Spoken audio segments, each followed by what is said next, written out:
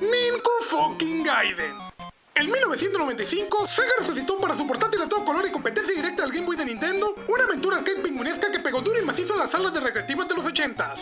Pero por alguna extraña razón, en lugar de llamarle Pengo GG como lo hicieron con Shinobi, tomaron la licencia de un pingüino pedorro que protagonizaba un anime de la época y lo metieron en un juego que pura madre tenía algo que ver con la serie de la que venía. Ninku Gaiden Hiroyuki Daikatsugeki.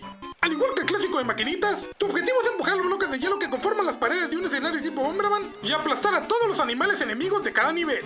Pero aparte de apachurrarlos pateando un bloque hacia ellos, este pingüino tiene la super habilidad especial de soltar flatulencias a voluntad.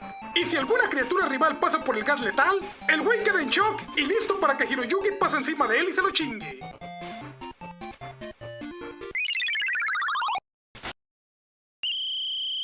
Comienzas cayendo del cielo mientras das vueltas hacia el escenario, y ya van a estar dos cabrones esperándote para liquidarte. Al principio verás caracoles que se mueven más lento que la trama de shows sobrevalorados contemporáneos, pero después saldrán lobos marinos que son capaces de deslizarse sobre el hielo para alcanzarte en friega.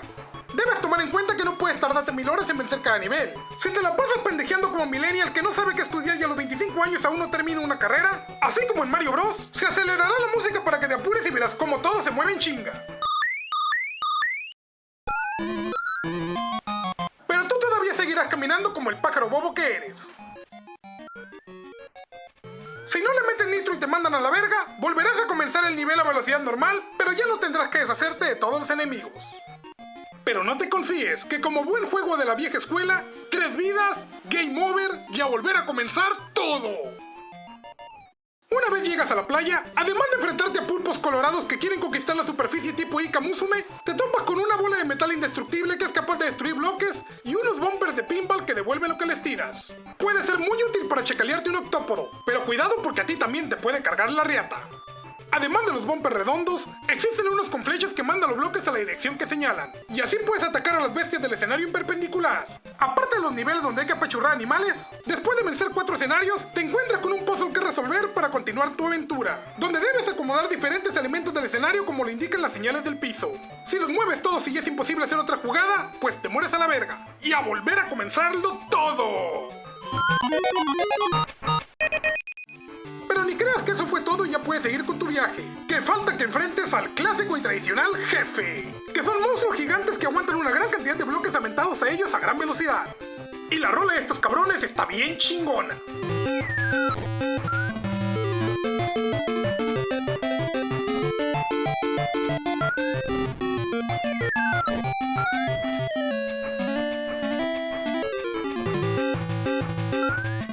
En la esquina superior derecha puedes ver cuántos putazos ocupan para al final explotar como Robot Master del Mega Man X.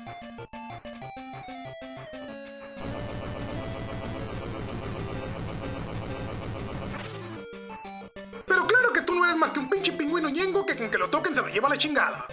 Además de los niveles puzzles, existe un pequeño acertijo que resolver en las pantallas con enemigos. En todos estos hay 3 cubos de colores, que cuando están juntos hacen brillar a todo el escenario, y si consigues poner 3 parejitos en línea como si se tratara de un match 3 para celular, aparte de llevarte 10.000 puntos y con ello posiblemente una vida extra, pones a todos los enemigos del escenario en modo les llegó el tufo de tu soplado.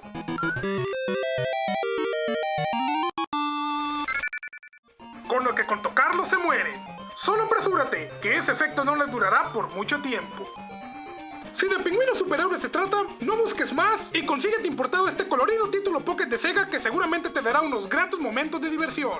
Aunque vale monda eso de que al Game Over tienes que volver a comenzar todo desde el principio, Ninku Gaiden tiene todo lo que hizo geniales a las franquicias clásicas de los 80s, donde así no las aplicaban y no nos importaba. Allí estabas comenzando de nuevo y tratando de llegar aunque sea un nivel más, porque no estábamos entretenidos con meros juegos, sino con putos juegazos. Así que si quieres comenzar tu colección para el Game Gear y no sabes por dónde llegarle, nada mejor que el comeback en este spin-off de Pengo, que la realidad es que supera y por mucho a su propia secuela en el Sega Genesis. Ninku fucking Gaiden Hiroyuki Daikatsugeki.